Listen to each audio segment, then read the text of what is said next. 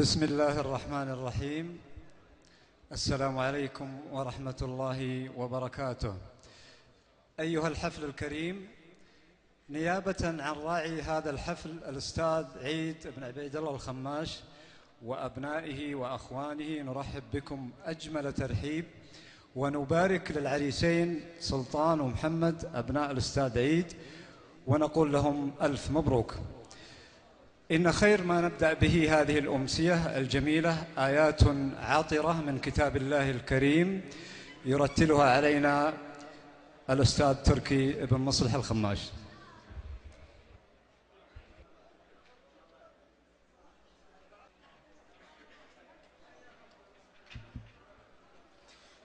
بسم الله الرحمن الرحيم. الرحمن علم القرآن خلق الإنسان علمه البيان. الشمس والقمر بحسبان والنجم والشجر يسجدان. والسماء رفعها ووضع الميزان ألا تطغوا في الميزان وأقيموا الوزن بالقسط ولا تخسروا الميزان. والأرض وضعها للأنام فيها فاكهة والنخل ذات الأكمام والحب ذو العصف والريحان. فبأي آلاء ربكما تكذبان؟ صدق الله العظيم. البداية قصيدة ترحيبية للشاعر عيد بن عبيد الله الخماس، تفضل.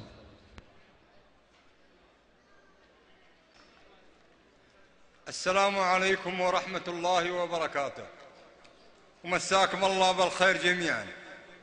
يا مرحبا، حياكم الله على الرحب والسعة. أنتم أهل المقام وأنا الضيف، فأهلا وسهلا. وطأتم ونزلتم يا خير قادم. أيها الحفل الكريم، الليلة سوف أكون مصداقا للمثل الذي قال: مهد التمر على خيبر. فأنتم أهل العرف، ولكنه جهد المقل آمل قبوله، وإليكم ما جادت به القريحة. يا مرحبا وأهلين بأهل المواجيب، يلي لهم في القلب قدر ومكانه، ترحيب مثل المسك والهيل والطيب، واللي حضر محفوظ قدره وشانه. في حلة فيها الوفا والترحيب، وبحضوركم حل الفرح في زمانه، باسم أبو صالح وباسم المعازيب يقولها قلبه وينطق لسانه. حضوركم مكسب من أغلى المكاسيب، وشعورنا بالصدق نشرح بيانه، يقولها الإمام مشى بالعذاريب، دايم على الطالات متعب حصانه. يا مرحبا على الدلال المحاديد، في مجلس ما للردي فيه خانه، وحيل تقلط في صيانه مناصيب. سلم لنا والناس كل وشانه، وصلوا على اللي نصب الدين تصيب عداد، دقق وكبر بذانه. اللي على دربه مشينا بتهذيب، محمد المختار بصدق وامانه. ويا مرحبا واهلين باهل المواجيب، اللي لهم بالقلب قدر ومكانه. والمعذرة إن كان في تقصير، لأني محمد قدمني على أني شاعر وأنا ماني شاعر، أنا متذوق. ما قصرت ولا أبو صالح، الله يعطيك العافية وصح لسانك. القصر نور في قدوم المهنين، وحبل النسب قرب شعوب وقبائل، والفرحة الليلة تساوي ملايين، وبيت القصيد تزين فيها المثايل. مبروك لمحمد وسلطان الأخوين عداد مزلن، هل وبل همايل. مبروك للعرسان وأهل العروسين، الكل منهم كاسب للجمايل جتهم تهنيهم قلوب المحبين، من كل دار جو عيال الحمايل، اللي قريب الدار واللي بعيدين يستاهل الفارس خيول أصايل، ساس على مبنى الجدود الأصيلين من غير قاصر في جميع القبايل. في حفلهم نكتب قصيد ودواوين، والشعر تبنيها البيوت الجزايل، ومدام شرع الله والإسلام والدين سمح لنا بالطيبات الأصايل، لازم نشجع من يبا يكمل الدين ونبدل الصعبات بأحسن بدايل. الآن اسمحوا لي أقدم زملائنا الشاعر مرزوق بن غازي السلمي. حياك الله يا أبو غازي. طبعا الشاعر مرزوق شاعر من كبار الشعراء على مستوى المملكة والخليج، له حضور إعلامي في كثير من وسائل الإعلام، وله حضور دائم ويمتاز شعره بالجزالة. تفضل يا أبو غازي.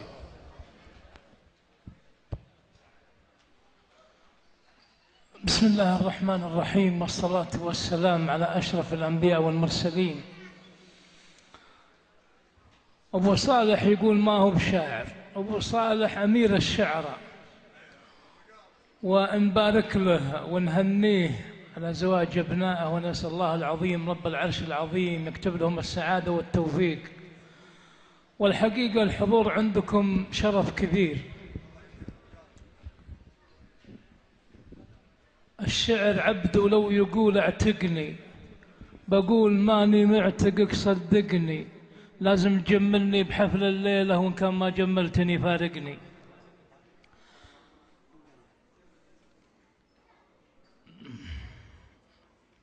أما قصيدة المناسبة فأنا لو كتبت في الأستاذ عيد وفي ربعه من ذهب ما وفيناهم حقهم. سلام الله سلام ما نسوقه للعرب ببلاش، نسوقه والثمن من راعي الحفلة تراحيبه. سلام بالنيابة عن ضيوف الحفل للخماش، وانا ضيف يسد النوب ويجمل معازيبه. الله يهديك. سلام الله سلام ما نسوقه للعرب ببلاش، نسوقه والثمن من راعي الحفلة تراحيبه. سلام بالنيابة عن ضيوف الحفل للخماش، وانا ضيف يسد النوب ويجمل معازيبه. ولا يا عيد انا جايب هدية واستلمها كاش، بيوت من ذهب في قوة المعنى وتركيبه. كلام فيه سبك وحبك ما هو طاش يا ما طاش، كلام يطرب السامع ويعجب من يغني به. يقولون العرب عاش الكريم وحاسده لا عاش، وقول تعيش يا الخماش راعى العز والهيبة. صفقوا صفقوا. ولا يا عيد أنا جايب هدية واستلمها كاش، بيوت من ذهب في قوة المعنى وتركيبه. كلام فيه سبك وحبك ما هو طاش يا ما طاش، كلام يطرب السامع ويعجب من يغني به. يقولون العرب عاش الكريم وحاسده لا عاش، وقول تعيش يا الخماش راعى العز والهيبة. عطاك الله سمعة والوفي بالشين ما يناش، وصيتك في القبايل ما تجيها الشك والريبة. عطاك الله يمنى يا عساها ما تلف بشاش، مضريها على فعل الجمايل وانت ضاريبه. على كسب الجمايل والعلوم الطيبة شواش، كسبت نعم يوم اللاش ما هي من مكاسيبه. فداك الليل يا جات اللزوم التايده ينحاش، فداك اللي يصد ضيف بيته ما يهليبه. ومن يكفي عن ضيوفه وفي وقت اللوازم ماش، معاش بخير لو يجمع كنوز المال في جيبه. وهذه ليلة فيها القصايد والزهور فراش، فرشناها العين عيد وعياله وقريبه. قريبه رجال كل واحد للمراجل حاش، وعلم الطيب يصبح به وعلم الطيب يمسي به. كريم وفيه حلم وفي نهار المعركة هواش على خصمه عقوبة من ولي العرش ومصيبة، مع سيف الجمع المعتدين ورؤوسهم قشاش، اليا منه نطح خصمه يشده من تلابيبه، ولا همه ولا فكر صميد راس رابط جاش، وخصمه لا طلب عفوه يجنب عنه من طيبه، ونعم بالقبايل كلهم واللي جحدهم لاش، وانا ربعي سليم ومجدنا معروف ترتيبه.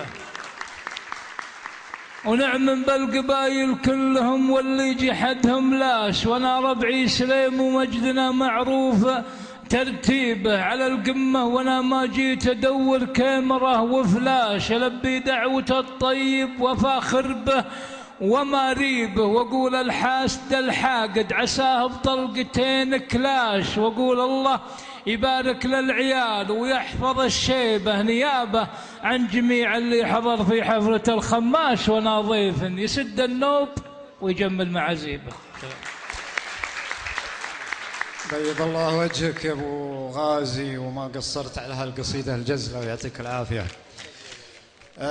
نرجع الآن للشاعر عويد بن محمد المطرفي. ابو محمد حياك الله ابو محمد، شاعر متمكن له حضور دائم في الساحة الشعرية، ويلقب بعيد الهقاوي ابو محمد، ويشارك في معظم الوسائل الإعلامية من قنوات فضائية وصحافة. تفضل ابو محمد الميكروفون.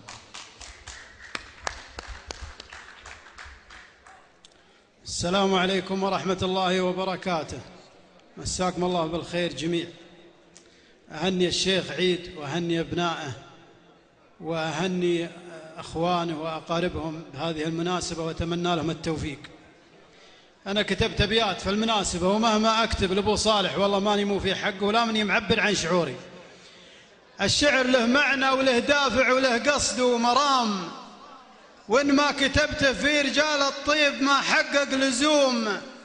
سلام لأهل الحفل والحضار من بالي سلام، سلام أقوله للحضور من الرياجيل القروم. سلام في حفل الكرام اللي لهم قدر ومقام، أهل الوفا والطيب والنخوة قويين العزوم. جينا نشاركهم بفرحتهم، عسى الفرحة دوام، وعسى السعادة فالهم في كل ليل وكل يوم. مبروك يا محمد ويا سلطان يا نسل الكرام، الله يوفقكم وجعل أفراحكم دايم تدوم. وابوك ملي بالوفا والمرجلة نال الوسام، وسام طيب وفخر ما جاب السوالف والعلوم. شيخ يعدونه لأعده ومشاكيل حشام، والطيب وهبه يوم بعض الناس معطى ومحروم. من روس قوم صيتهم فوق الثريا والغمام، تاريخهم عز وفخر يرقى على متن النجوم. بين العرب منزالهم وامجادهم راس السنام، أصل الرفيع وساس طيب وسلم من خير السلوم.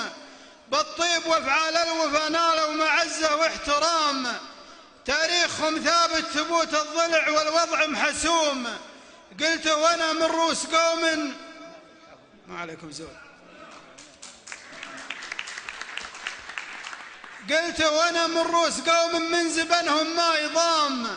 هذيل ربعي فخر للتاريخ في برد وسموم، أهل الكرم والطيب والنخوة عطيبين السهام.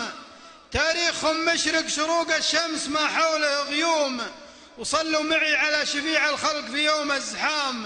رسولنا أفضل ما خلق ربي عن الشين معصوم. سلامتك. صح لسانك يا ابو محمد وما قصرت على القصيدة الطيبة الجزلة. طبعا ننتقل إلى شاعر آخر، سعد بن عايش الحرقان الحارثي. حياك الله أبو عايش، مرحبا بك الليلة. والله برضه شاعر أيضا له مشاركات في قصائد الرد وفي النظم عديدة في وسائل الإعلام. يمكن الليلة فيه لون مختلف عند سعد، شيلات أو أشياء جميلة إن شاء الله، لكن نترك لها الحرية. أبو عايش تفضل أبو عايش. السلام عليكم ورحمة الله وبركاته، الله يمسيكم بالخير الجميل. أول ما نقول نبارك فرسان هذه الليلة، ونقول لهم كما قال لهم النبي صلى الله عليه وسلم: بارك الله لكم وبارك عليكم وجمع بينكم في خير. والله بالنسبة لقبيلة الخماميش والله أنكم تستاهلون ديوان كامل، ومما يسعدنا ويشرفنا الحضور عندكم.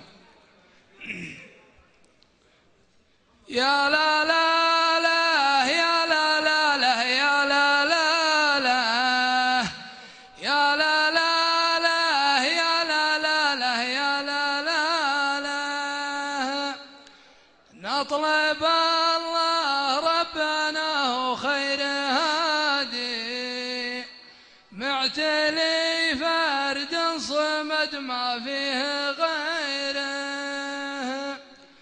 نطلب يوم الحشر يوم الحصاد جنة الفردوس مع ستر وستيرة، ويا هجوس الشعر من غير انحيادي، حضري شي يجمني وخيره،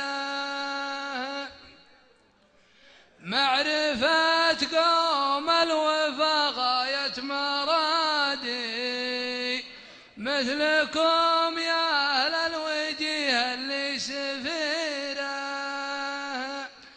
يا سلام الله لكم والجو هادي، يا الرجال اللي مواقفهم كبيره، الخماميش اعتلوا رؤوس المبادئ، قمة المدح وسن المجد سفيره، أنتم أهل الطيب ذا العلم الوكادي، حيكم والله من قوم وعشيره، يا سلامي عد نسناس البرادي، وعد سحب هلا تمطار غزيره، والف مبروك وهذا ليل العيادي، والتهاني عود بالمسك وعبيره، والتباري كلكم تزفوا وتعادي، من صميم الجوف تنبع والسريره، وربعي الحر ذا سيوف حدادي، ما لكم زور دايم في الكرم والمجد سيره، في نهار الحرب لا نادى المنادي، خصمنا نكسر ما يلقى جبيره، والقبايل والنعم حضروا بوادي، قول حق ان الرجال بكل ديره، وكلنا صف موحد في البلاد، بأمر راية سيدي صقر الجزيرة، وعن حدود بلادنا نرد المعادي، محتسين بالسلاح وبالذخيرة، ويا صلاة الله على شفيع العباد، محمد اللي كلنا نتبع مسيره. سلام. صح لسانك ابو عايش وبيض الله وجهك، قصيده جزله يعطيك العافيه. الان مع الشاعر حمود بن ماطر الخماش ابو مشاري. الله يحييك ابو مشاري.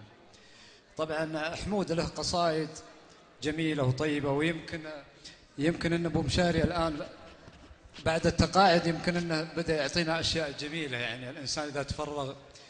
تفضل ابو مشاري. بسم الله الرحمن الرحيم، والحمد لله والصلاة والسلام على أشرف الأنبياء وسيد المرسلين سيدنا ونبينا وحبيبنا محمد عليه أفضل الصلاة وأزكى التسليم. الجماعة يقولون أنا شاعر، وأنا ترى بوجود الشاعر مرزوق السلمي والشاعر عويد والشاعر سعد مجرد مبتدئ، وأنا راعي محل ترى، يعني ما مجرد مشاركة، فاعذرونا على القصور من بدري، وبحكم أني راعي محل.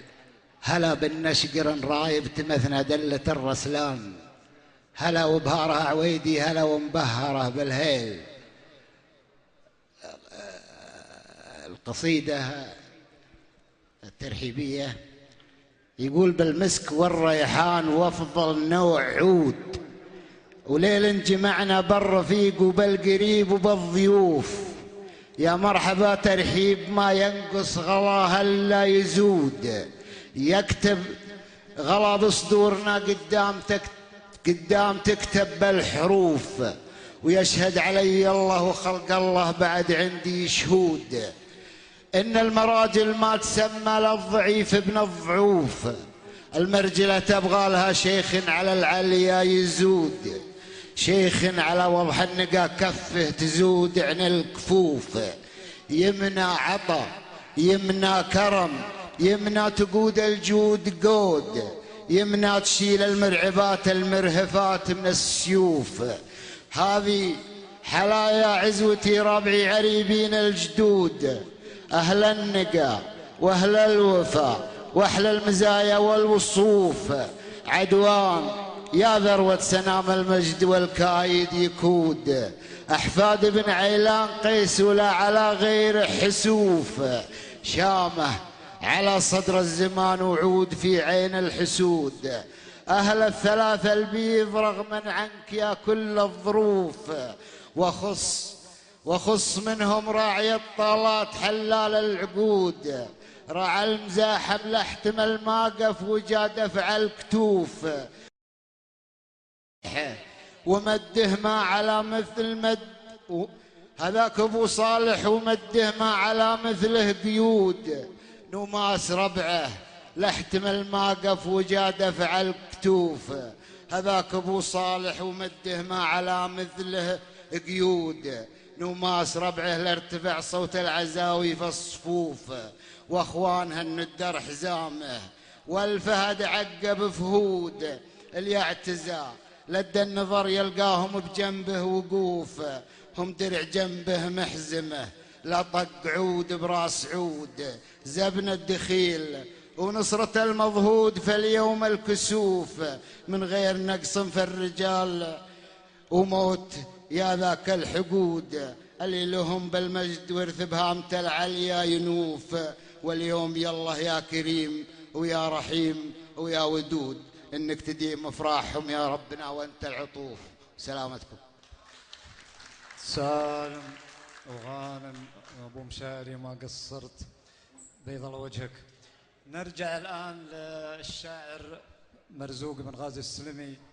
ابو غازي طبعا الان ودنا يعني المشاركه تكون من قصيدتين. تفضل ابو غازي. شعري اللي مني بغيته زهمته، وعلى وصول الشعر شعري نظمته، بالقافية والوزن شيدت مبناه، ومعناي في بيت القصيدة رسمته، معنى الشعر مثل البعير المفلي، وانا نصيته بالخطام وخطمته، الشعر سلمني زمام القيادة وانا على قد المقام استلمته، والله ما تصعب علي بحوره، ما فيه بحر ما سبحته وعمته، عقلي يوجهني ويرفع مقامي، واللي احترمني من يكون احترمته، ولا غيب عن ما جوب رجل دعاني، اللي يجيني يا فهد لا عزمته، أكمل مواجيب الرفاقة والأصحاب،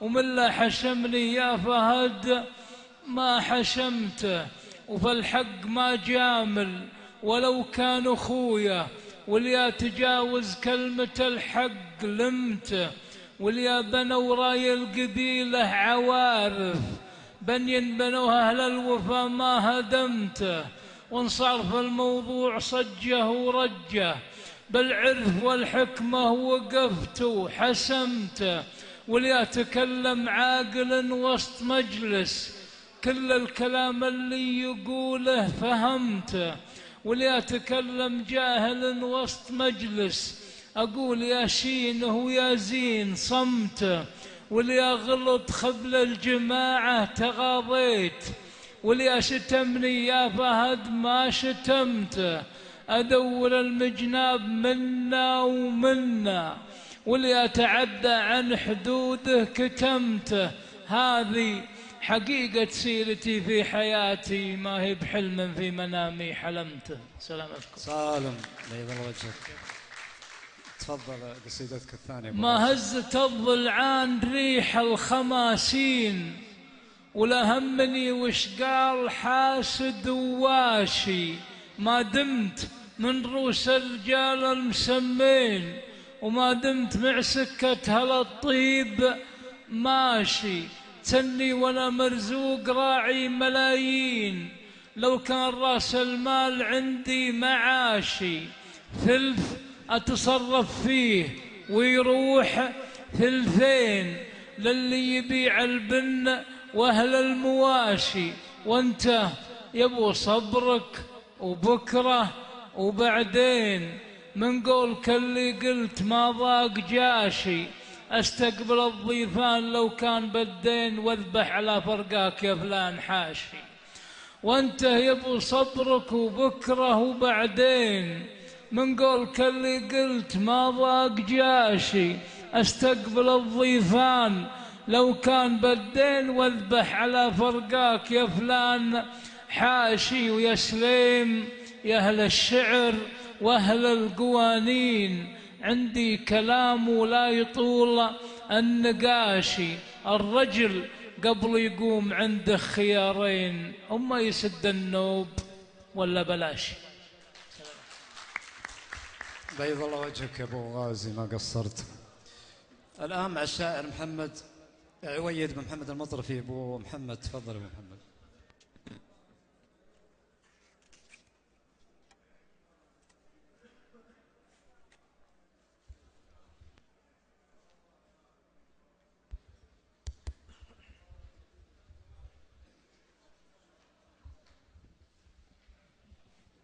أحب شب الضوء والربح الضار، في مجلس فيها العلوم النقية، معدلة بين المشاكيل تندار، ونجر اللي يصوت يجيب اللي فيه، وسوالف تجلى عن السبد الأمرار، تبدي فعولة للشرف والحمية، ما هي سوالف كل خبل وثرثار، اللي سوالفهم هزال ودنية، سوالفه دايم ضعيفات وقصار، يجيب مبداها وينسى البقية، هذاك عله عند قصاف الأعمار مشيه، مع أهل العرف ضيم وخطية، ووصيك يا تركي ترى قرب الأخيار تجارة واجد، ولاهي بلي صاحب رجال كاسبه زين الأذكار، تنفعك وتساعدك في كل هية، تنفعك في يوم به تصير محتار، ومداتهم دايم إجزال وقوية، وبنت الردي لو زينها مثل الأنوار لا تلتفت فيها تراها ردية، يجي ولدها جامع الذل والعار، وإن جاله أخو يصير بالطبع زيه، الذيب ينجب ذيب والحر يختار، والبوم ينجب يا عضيدي حلية، والبيت لولا الساس ملزوم ينهار، جود جدار الساس قبل البنية، وساس الردى يبقى ردي يا أهل الكار، لو زان وقت تجيب هالعايدية، وانظر وراك وعاين يمين ويسار، تلقى جواب يوازنه بالوقية، وربعك تحملهم ولو بعضهم جار، واحلم على الجاهل بنفس الرضية، ربعك حزامك لو يدورن الأقدار، تصطابهم في كل موقف وهية، ترى وحيد الجنب لو طاح في النار، من ينقذه والنار فوقه لظية، لحد عنه ينشد ولحد به غار، يقعد بضيمه دامة الروح حية، قلته وانا من عزوة تحكم الشار من روس مطرف جدي بالنهية، وما عليكم زين.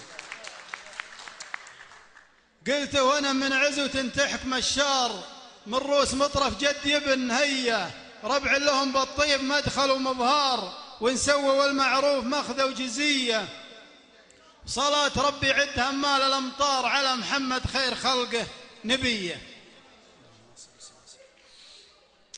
القصيدة الثانية عن الوضع العربي كتبتها أيام اغتيال الشيخ أحمد ياسين عن الوضع اللي صار. يقول خالد دخيلك قوم صك التلفزيون وعطني كتاب الفقه ما دام أشوفه قدام ترغمنا خنازير صهيون نلغي تعاليمه ونطمس حروفه ما فيه غير أخبار تقتيل وحزون ووجيه من هول المصاب مخطوفه اليوم وامس ولي نهارين مطعون والحزن في قلبي مورد سيوفه على وفاة اللي على العهد مامون اللي فعوله للجميع معروف الشيخ سقط واهتز من موت هالكون ماسك حبال التضحية في كفوفه. أنا أدري أن الناس لازم يموتون لكن وفاة الشيخ غبن وحسوفه تكفون يا أهل الدين تكفون تكفون كل ينزل عنه جلباب خوفه تكفون صبوها على راس شارون اللي من الخنزير ياخذ وصوفه قوموا وهبوا واصمدوا لا تخافون الخوف ما افتكت على المنح توفه إلى متى وانتم على الضيم تحيون وترجون من شارون عطف ومروفه إلى متى والعار والغبن والهون من وين ما وجه نظرنا نشوفه إلى متى وأطفال غزة يعانون ومهرة بلاد الرافدين معسوفة إلى متى وانتم حيارى ولاهون بستار أكاديمي ومسرح صفوفه شارون كلب وبوش حاقد وملعون ما هم خليكم بوضع نشوفه ما صار في بغداد شفناه بعيون وهذه ترى عنده مجرد بروفه قام يحبي ويسير من دون في دون ويقرع على كل المسامع دفوفه اصمدوا والنصر حاصل ومضمون ولا استار العار ناموا بجوفه. سلامتكم. سالم بيض الله وجهك والله يا أبو محمد. طبعا أبو عايش استأذنك في بيتين على بال ما تحضر لنا شيء جميل. فيه مرة استفتاء جاء في مجلة كتب فيها واحد يقول أيهما أجمل في المرأة تفضل يعني هل هي قوة الشخصية أو الأنوثة أي شيء منها تفضل. فقلت يحلها لو تجتمع فريش العين بالصبح شخصية وبالليل أنوثة لكن مثل ما قيل ما يكمل الزين سبحان من هو كاملات وصوفه أحيان تلقى الجيدة ما بها زين وعند الشدايد واصلة ومعروفة وأحيان لا شفت الظبي داعج العين قلت الجيادة ما عليها حسوفة كم مهرة تفتن من الناس 2000 وليا تولد شخص تكتم بلوفه لكن ترى الأجمل أنوثة على دين ومن غيرها لا عادها من أنوثة. سلامتكم. تفضل أبو عايش. يا الربع يقولوا لا إله إلا الله. أنا جايتني بيتين وهنا لازم أشيلها الرجال أهلاوي والبيتين هذه للشاعر مستور الذويبي العتيبي يقول اللي يهيم بحب الأهل ملومه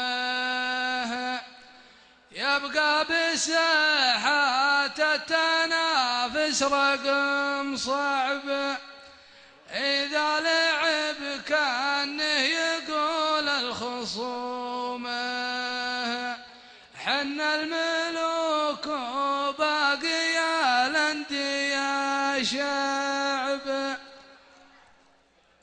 يالله يالله يا اللي خلقت الكون وبعتنيت عالم بكل الحوال وما تكنا الصدور يا الواحد اللي على كل الجميع اعتليت رحمتك يا ربنا يوم البعث والنشور يا ما في الوقت الوقت يا ربي زللت وخطيت، ويا ما برحمتك تغفر وانت اللي غفور، ويا ما في الوقت يا ربي لعبت وساليت، ويا ما سترت الأوادم وانت اللي ستور، تمهل ولا تهمل ويا كم سمحت وعافيت، لكن الإنسان في الدنيا جحود كفور، يمشي والأخطاء يقول عن الخطأ ما دريت، ما يدري أنه محاسب بالخطأ والفجور، دنياك ما هي بجايات لك على ما اشتهيت، لو كانت تضحك معك تعطيك بعض السرور، بيجيك يوم ما وجايك على ما بغيت، يومك ولا انتهى بلاقي لك مكان وفرور، والروح تصعد إلى الله عالم ما خفيت، علام الأجال وأيام علينا تدور، وتدخل بقبرك ولا ينفعك حي وميت، ألا عمل خير يبقى معك طول الدهور، إن كان قدمت خير في حسابك لقيت، حساب الأعمال ما فيها كسور وجبور، وإن كان قدمت شرك يد لا ما اهتنيت، ما عاد فيها سماح ولا شنقطة عبور، نصيحتي لا يروح العمر كل شتيت، تبدع ربي على مر السنة والشهور، وحافظ على أركان دينك لن صبحت ومسيت، وتشوف صدق السعادة مع جميل الشعور، وحذراك تمشي ولا تدري مع من مشيت، وتصير سمعتك دايم من حدور الحدور، اختر خويا اللي يا منك طلعت ورقيت، شرود الوجيه، اختر خويا اللي يا منك طلعت ورقيت، يصدق معك ما يغطى الحق ما فيه زور، والنعم في خوته لو كان رحت وبديت، ما يعرف الهينة دايم ولا بقصور، وساير زمانك لو انك بعت فيه وشريت، واعرف بأن الزمان المر دايم مكور، وإن كان في دنيتك هذه تعبت وبليت، اصبر وربي يضاعف للمريض الأجور، هذه نصايح ثمينة كان منها خذيت، تفيد واحد ذهنه في حكمه وشر، بديتها بالله الواحد وفيه انتهيت، سبحانه الواحد القيوم رب شكور. سلامتك.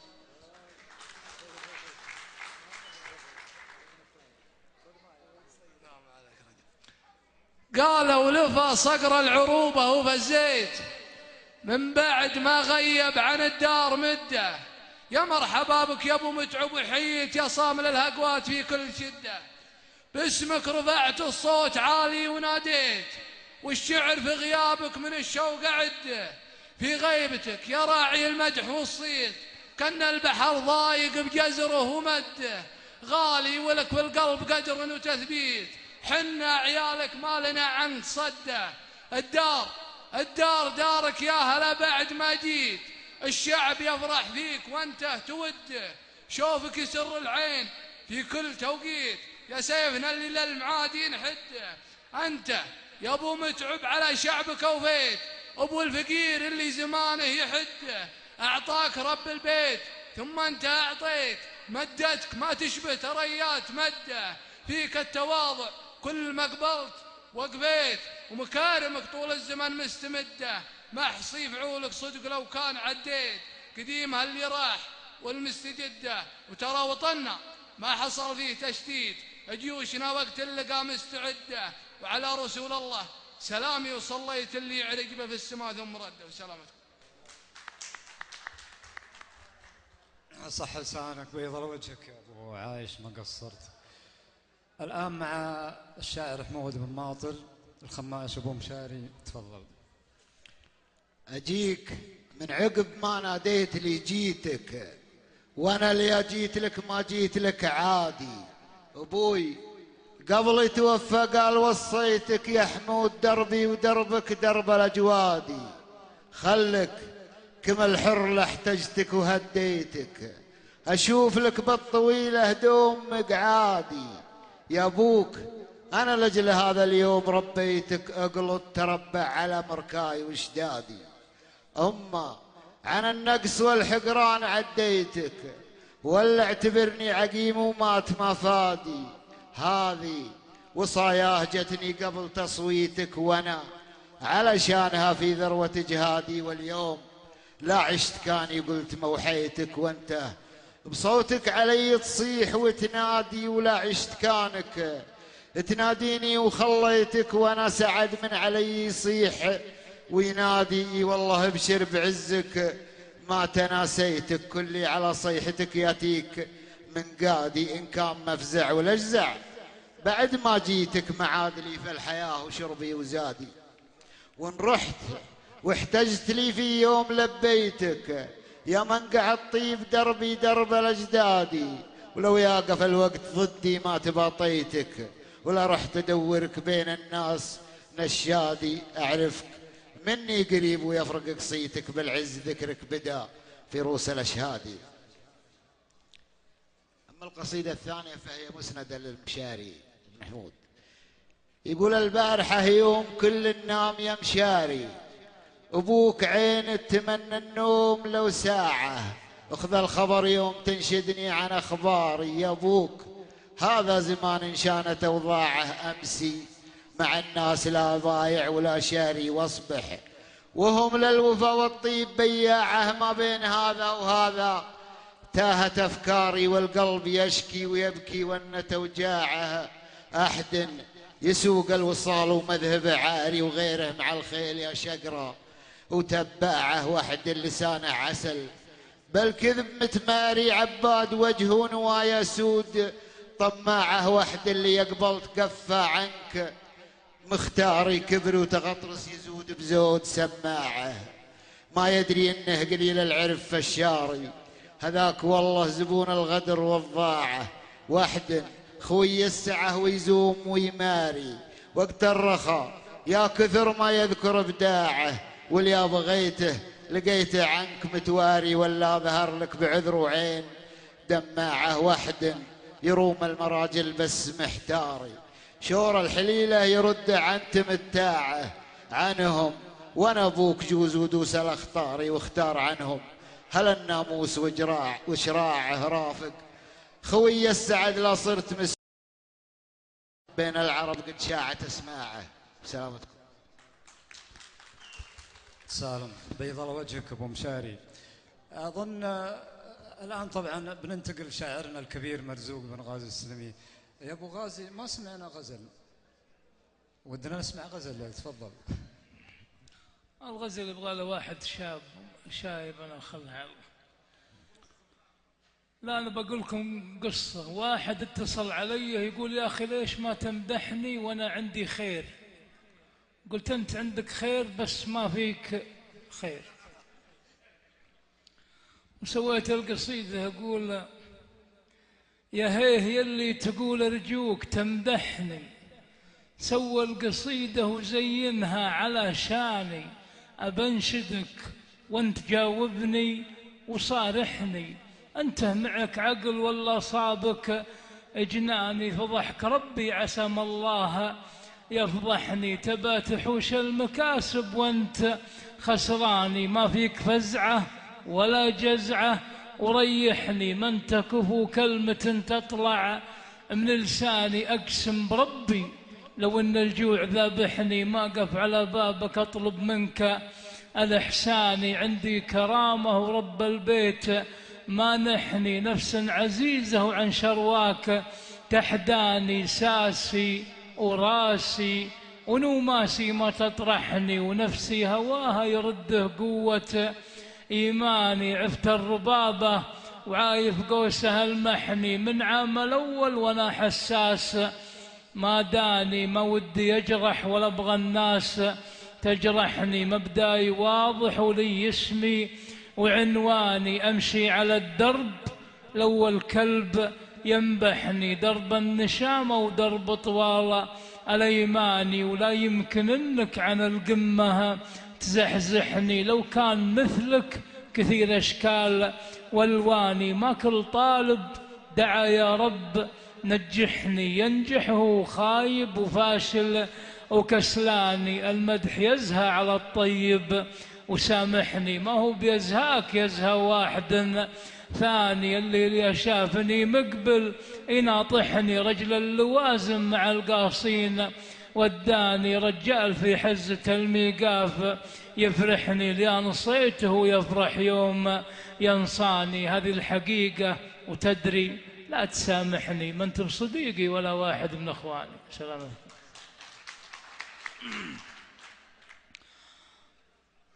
هذه قصيدة اسمها الرحلة، كان معي الشاعر طامي البقمي ومعي الشاعر عايض بن سير البقمي. عصر الربوع اللي مضى هزنا الشوق للديرة اللي ما نضيع جهتها، ديرة سماها غيم ورعود وبروق، قبل شهر سحب الحياة مسقيتها، جانا خبرها والحياة ذكره يشوق، ورحنا نشوف جبالها ووديتها، الجيب لند كروز ما هو بمسبوق، وخوة رياجيل كبير بختها، طامي على جنبي سولف وانا سوق، وعايض يغني له بيوت نحتها، وجينا بتال الليل والهم مفهوق، هم المدينة والحياة وعنتها، في خايع النبت خزامة وزملوق، والشجرة اللي قد جلسنا تحتها، واشعلت نار تنها الشمس بشروق، عيدان سمر تعجبك طقطقتها، وقربت عندي للمعاميل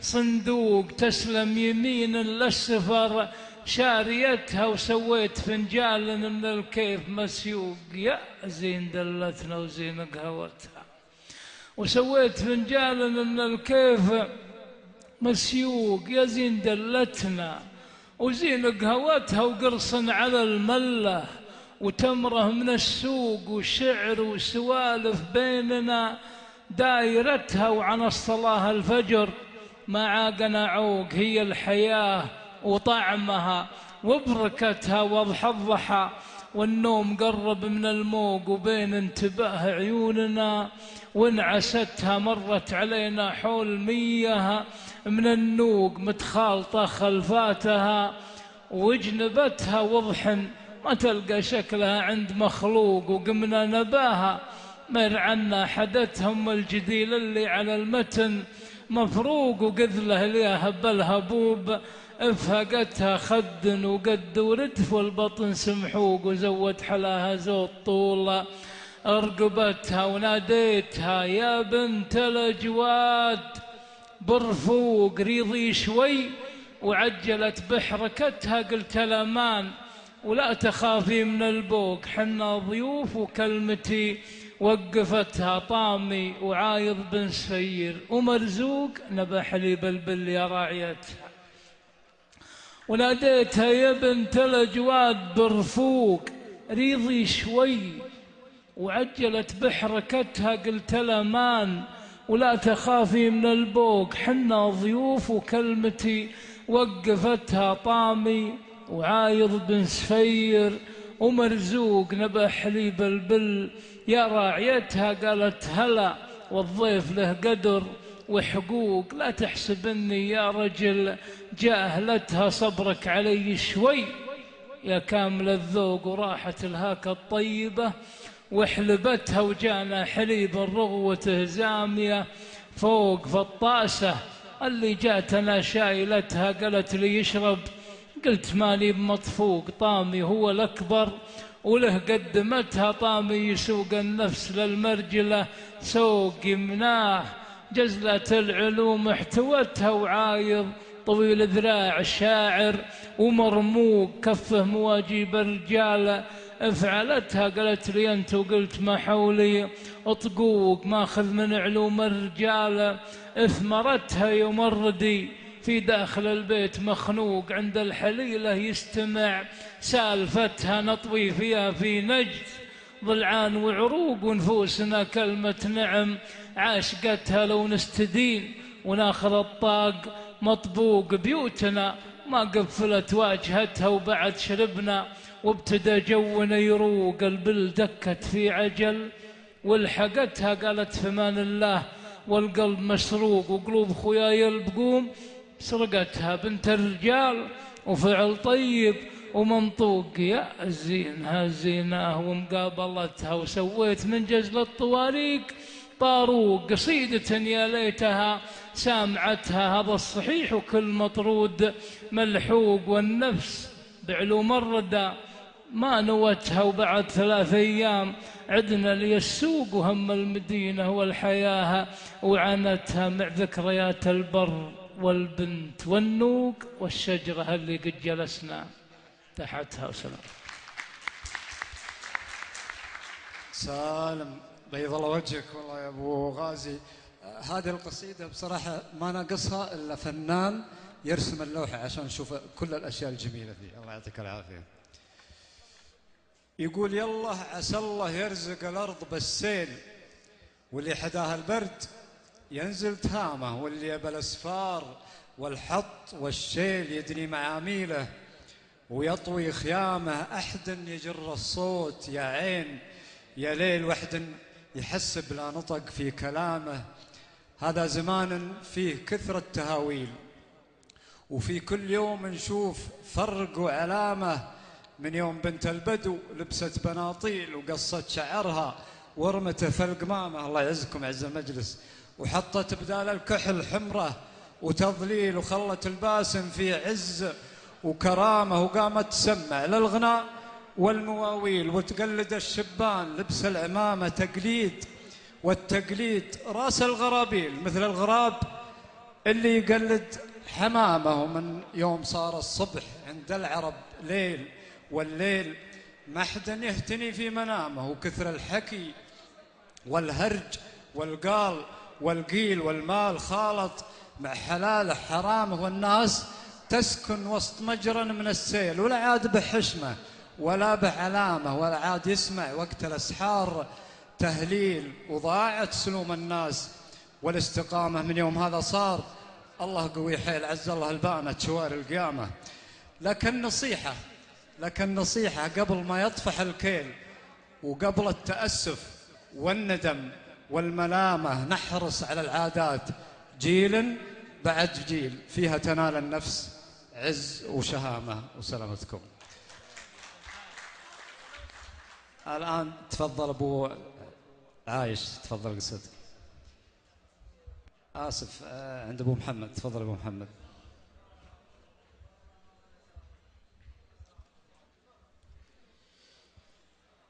عرب هيهات يحيي مجد الأمة الشجب واستنكار. أنا ترى متأثر بالوضع العربي. عرب هيهات يحيي مجد الأمة الشجب واستنكار، عرب حتى متى يبقى لكم صوت ما هو مسموع؟ عرب فيقوا من الغفلة قبل ياخذكم الإعصار، عرب بإمكانكم تبقون مجد أسلافكم مرفوع. عرب مستهدفين بغزو فكري من حرف تيار، تهاوت تحته سلوم وعقيدة صافية وطبوع. عرب صرنا نعيش بواقع مولم يموج أخطار، تقاذفنا حضارة جذرها يا للأسف مقطوع. عرب كل الجروح النازفة تشفى مع الإصرار، عرب هبوا وعدوا للتسامح والصفا مشروع. عرب لموا شتات الشمل بالحكمة وبالإعمار، تحت صدق العزيمة تقفزون الصعب والممنوع. عرب هذا كتاب الله وهذه سنة المختار، به النور المسطر والعلاج الناجع المطبوع. إذا خلصنا بتحكيمه وتعليمه خذينا الثار، خذينا الثار من عدوان الأمة غصب ولا طوع. عرب حنا سلالة صفوة أهل الخير والأنصار، عرب حنا ليظل مسم العالم نصير شموع. نعم فينا أهل التقوى وفينا الصفوة الأحرار، رفيعين الشرف ما نرتضي ذل وغدر وخضوع. عرب هيا نعيد المجد الأول سيرة الأخيار، ونرسمها هدف ما نتخذ غيره ولا موضوع. عرب ما يبني الأمة شقاق وغدر واستكبار، ولا يضمد مواجعنا صراخ وبلبلة ودموع. عرب هذا نداء يدون حزن وقلق واشعار، عسى صوتي يلاقي للصدى في المجتمع مسموع. القصيدة الثانية هي أبيات سميتها صورة اجتماعية، كتبتها حول الإنسان اللي يتغير الدنيا وتغير المادة ويغير الثراء. يقول: كان أجودي يجلس مع الناس ويقوم ويلقي عليهم في التواضع دروسه، ما كان يطري فوق الكبر والزوم لكن تكبر بعد كثرة فلوسه. ما يدري أن العبد معطى ومحروم، وأن القناعة في نفوسهم غروسة. تغيرت حاله ما بين أمس واليوم، وصارت حياته بالنقيض معكوسة. وحلم على أنه صار من صفوة القوم، وارسل على بعض الأماكن عسوسه، وبدأ يقلدهم بحاجات وعلوم، في مشيته في ضحكته في جلوسه. أنا أشهد أن المال بالفعل مظلوم، ليطاح في دين الردية تحوسه. المال نعمة بس ما يرفع البوم ولا يجعل الكهلة تعود عروسه. المال نعمة بس ما يرفع البوم ولا يجعل الكهلة تعود عروسه. أفضل طريقة معها الأشكال معلوم، اللي فعلها يستحق 1000 بوسة. لي شفت لك نذل من الكبر ملموم، ارفع نظرك تحت رجليك دوسه. سلامتك.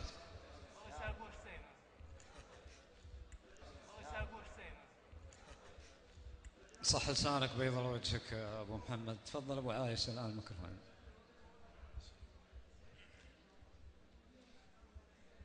اذكر والله يا الربع، قبل 3 سنوات درست في مدرسة الطائف، قال لها إنجال الطائف. وقتها كنا ندرس وندور على المعدل الطيب، ربنا ندخل الجامعة، والحمد لله دخلنا الجامعة. لكن المقصود حضرت زواج لأحد الوكلاء عندنا في المدرسة اسمه محمد عابد النوفلي الحارثي، وعزمني وحضرت زواجه، وقلت هذه الفرصة الثمينة اللي أغتنمها رب الله. عاد يقول فيها: سلام مني والمعاني فريدة على رجل يا حظ منه حزامه، وكيلنا راعى الصفات الحميدة، محمد اللي رافع الله مقامه، معروف عنك الطيب يا ابن الوليدة، جامع صفات أهل النقا والكرامة، مبروك لك في كل سطر وعيده، عسى حياتك عامرة بالفخامة، حضرت حفل أهل الفعول المجيدة، أهل الوفا والمدح والزعامة، من ربعي الحرة سيوف حديدة، لا يعرفون التنفس والرخامة. بعض المواقف يسنا في شدة تخلي الرجال مرفوع هامه. يا استاذ انا جيتك لحاجة وحيدة طالبك يا راعي الوفا والشهامة. طالبك يطلب منك ترفع رصيده منا ومنا لو زيادة علامة عشان ترفع فالمعدل تزيده. والله ما يلحق مني ملامة والعذر لا جاء نقص فيها القصيدة. يجعلكم دايم بخير وسلامة. صلوا على محمد صلاة عديدة شفيعنا في الخلق يوم القيامة. سلامتكم. أعطاني 97 ودخلنا على طول الجامعة. شاركت في شعر الملك، بداية شعر الملك، قدمت القصيدة ولا كتب لنا الله التوفيق فيه ولا تاهلنا. وجينا في حفلة عندنا في العيد واخوي اللي أصغر مني شاعر، يوم تعينت ولي على قاله درب الرجال وهو يقوم يغني، أول مرة يغني وليت ما غنى، لا قال معنا ولا قال بيوت قدامه. عاد يقول بنشدك بعد ما طال الغياب عن علوم بصدرك موجعه. الرياجيل زادوكم عتاب بحر ما تقدره لا تشرعه. قلت ما تغيبت في وقت الصعاب اسمع العلم ذا الحين اسمعه. أثرف العلم والدعوة حساب وكل حاجة تمر مسنعه. قال أنت تفك لك 20 باب وكل ابوها سبايب مطمعه. قبل ما مشاك جهز لك زاب عن وجيه عليها لقنعه. قلت ابكى ادور من الله الثواب يا عسى تجيني منفعه. ما هقيت النفدير ضباب كل واحد يوشر بصبعه. قال لا تقول قال الأسامي تجينا في الكتاب عقب ما طبعت في المطبعة. عفت زادي وعفت من الشراب والوطن ضاق وهو موسعه. قلت الأسامي ما تصل السحاب حدها الرس ولا المجمعة. لا تنكد ترى الدنيا سراب رزقنا عند رب موزعه. قال لا تقول انك بسن الشباب وانك تقول ناري مولعه. عاد غامرت وانت ما تهاب تطرح حسابك ولا تجمعه. قلت في طريقي وحثيت الركاب ماني بضايع في المعمعة. للذياب، لا تحاسب الذياب مربعة. سلامتكم يا الله يفتكر من شر. سالم صرت والله ابو عايش، واسمح لنا لو نتعبناك شوي الليله معنا. الان دور الشاعر حمود ابو مشاري، تفضل.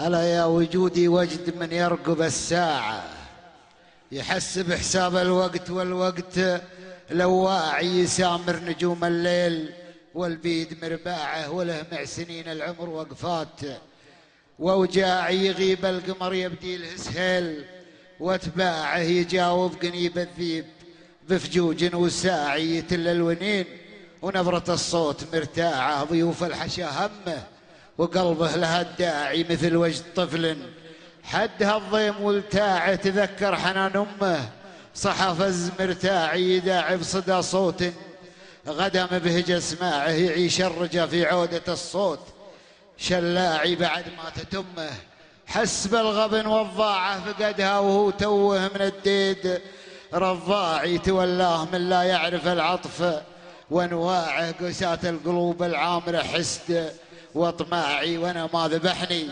كود من بانت اطماعه، قليل الوصال اللي على الرخص بياعي، كثير الخساير مزبن الغدر وشراع كل فزاعي، قصير النظر شوفه اللي طال لك راعه،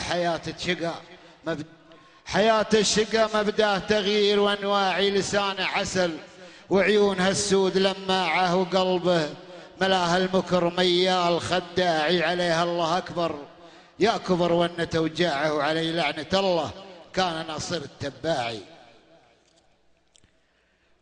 يفوت الليل وانسى كل همي واحتفي برضاك، سولف بالقصيد وكل بيت تكتبه همي، يبين لي ملامح صورتك وارجع وعيد اقراك، ولاقي في ثنايا جرح قدامي بعض دمي، يبان الشوق في حرفك حنين وتنتبه ذكراك، يثور الجرح فيك وكل ونة تجذبك يمي، يسوق الكلوفة قلبي على كفي، يقول فداك تكفل فيه دوك اخذه مدامه فيك مهتمي، تهجى صورتك في نبض عشقه والوله ينخاك، يعاند بك جروحه في غرور ووجد ملتمي، تسند يا غلاي وعيش ذاتك والفرح يبراك، دموعك لو تلامس وجنتك منديلها كمي، تبسم قول احبك ترتوي عيني بهمس شفاك، وتطفي نار جرحي والزمن شاهد على غمي، وانا لا من نويت انسى ابنسى يوم فيه انساك، اباهيبك غلا والكل غلا ويقول يا عمي. سلامتكم.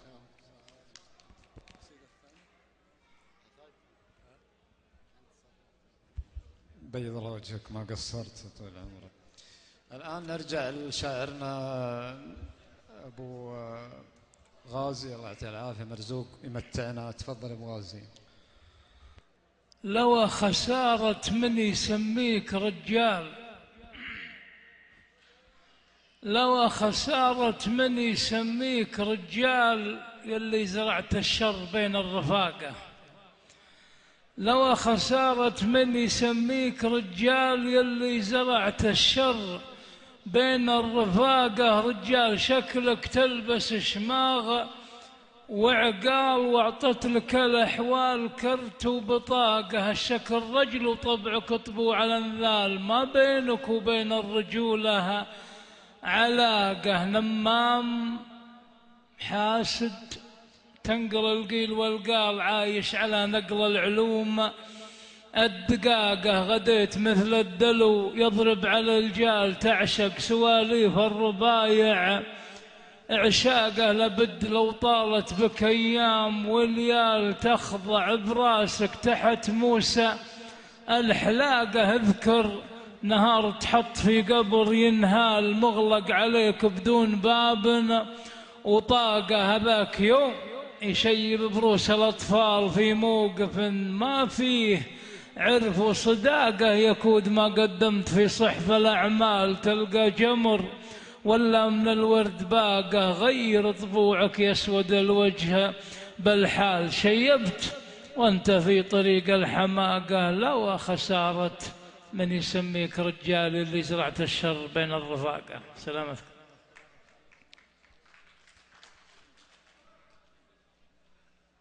مساكم الله بالخير. أبى أجيب قصيدة غزلية، وهذه وحدة نحبها أنا وأبويا، وسبقني أبويا الله يطول عمره من يسمع، وما دام أبوي ما هو موجود أنا بقول القصيدة وأنت مشتري ما واجهته. أنا وأبوي نحبها كل الاثنين، وهي تقول الأول اللي عشقني مشيت أنا وياه في الدرب عجلين، لكن أبويا في الحقيقة سبقني. أنا وأبوي نحبها كل الاثنين، وهي تقول الأول اللي عشقني مشيت أنا وياه في الدرب عجلين، لكن أبويا في الحقيقة سبقني. وناديتها يا بنت لحظة على وين؟ قالت غرام العود يمه فهقني، أبوك عاشقني له سنين وسنين، وأنا اعتنقت في الهوى واعتنقني. أبوك أنا وياه ماضي وهالحين في ذمتي ما فيه ليلة فرقني. أبوك من تبلاحقه يحمر العين، ولو حصل السراق فرصة سرقني. قلت اسمعيني واكثر الناس دارين، ما بلحقه لو يلحق الشيب دقني. علمت صحيح ولا يباله براهين، لكن جمر الشوق والله حرقني. والله ما جنب عنت لو من ورا الصين، ألا يكود الموت حبل شنقني. قالت ترى العشاق ما هم قليلين، والطيب اللي في ظلاله درقني. أحد يقدم لي ورود ورياحين، واحد اللي يا مني نصيته خنقني. لكن أنا ملك الرجال الشجيعين اللي بهم رب الخلايق رزقني. أنت وأبوك وفيه ناس كثيرين، كل يقول الله الهذي خلقني. تدرون من هي يا أهل العرف والدين؟ كلمة نعم، واللي لحقها لحقني. سلامتكم. سالم بيض الله وجهك يا أبو عزيز. تفضل الآن أبو محمد.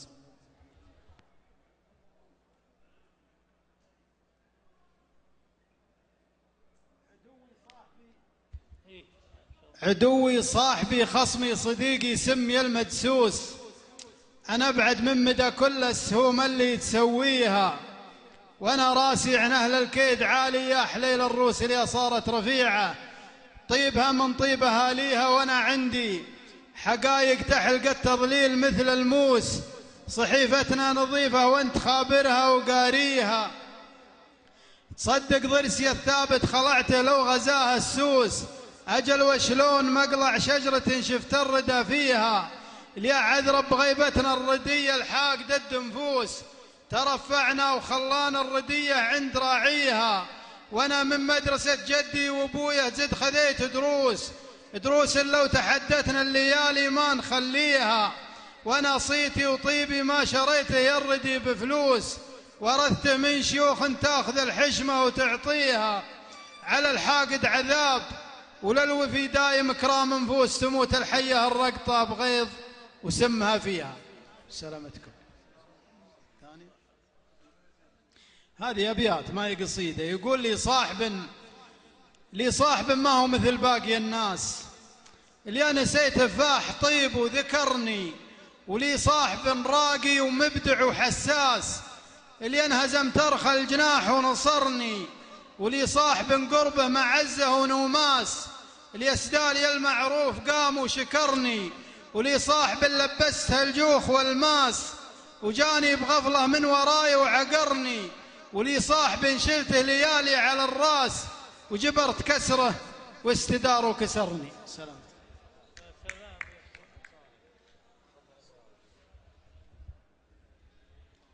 صح لسانك أبو محمد. أبو عايش عطنا شيلة حلوة كذا خفيفة.